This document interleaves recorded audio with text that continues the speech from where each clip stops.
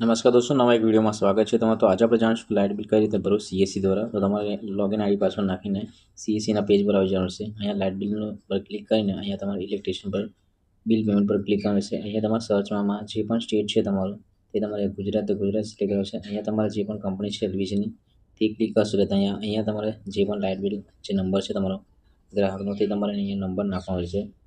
Number નાખ્યા બાદ તમારે નીચે બોક્સ પર ક્લિક કરવાનું રહેશે। જે બોક્સ પર ક્લિક કરશો એટલે જે પણ નું જે લાઇટ બિલ છે તેનું નામ જોવા મળશે। અહીંયા તમને રકમ જોવા મળશે। ત્યારબાદ આ એગ્રી પર ક્લિક કરવાનું રહેશે। ત્યારબાદ જે પણ સીએસસીનો જે તમારે પિન છે તે તમારે પિન તમારે નાખવાનો છે। આ પિન તમારે કોઈ પણ સીએસસીને અથવા કોઈને પણ શેર કરવાનો રહેશે નહીં। તમારી આઈડી છે જે કોઈને તમારે સિવાય બીજા કોઈને પણ આપવાની રહેતી નથી। તો તમે પિન નાખશો ત્યારબાદ સેન્ડ કરશો એટલે તમને અહીંયા લાઇટ બિલ કપાઈ જશે।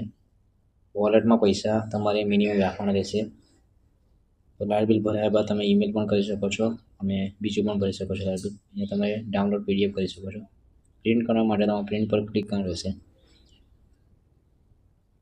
જો તમારા કોમ્પ્યુટરથી પ્રિન્ટ જોડેલું હશે તો તમને અહીંયા પ્રિન્ટ જોવા મળશે અથવા પીડીએફ તમે અહીંયાથી ડાઉનલોડ કરી શકો છો। તમારું પ્રિન્ટર જોઈન્ટ હશે તો અહીંયા પ્રિન્ટરનું નામ જોવા મળશે, તેનાથી તમે પ્રિન્ટ પણ કરી શકો છો। તો હાલમાં આપણે પ્રિન્ટ જોઈન્ટ નથી એટલે સેવ પીડીએફ પર ક્લિક કરીશું। પીડીએફ પર ક્લિક કરીને સેવ પર આપણે આવીશું। અહીંયા તમારે જે પણ પેજની સાઇઝ કરવી હોય તે કરી શકો છો, નાનું મોટું જેમ કરવું હતું। આ જે પ્રિન્ટ છે લેટરમાં હોય છે, તમારે એ ફોનમાં કરી લેવાનું રહેશે। ત્યારબાદ બોક્સ પર ક્લિક કરીને સેવ પર ક્લિક કરવાનું રહેશે।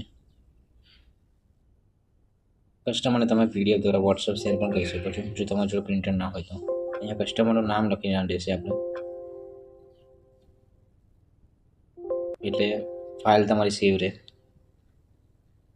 ત્યારબાદ સેવ પર ક્લિક કરી જશું અથવા વોટ્સઅપમાં શેર કરી દઈશું। તો વિડીયો ગમે તો લાઇક કરો, સબસ્ક્રાઈબ કરો, શેર કરો। જેટલા પણ સીએસસી બિલ છે તેમને તમે આ વિડીયો શેર કરી શકો છો। વિડીયો જોવા માટે ધન્યવાદ। જય હિન્દ।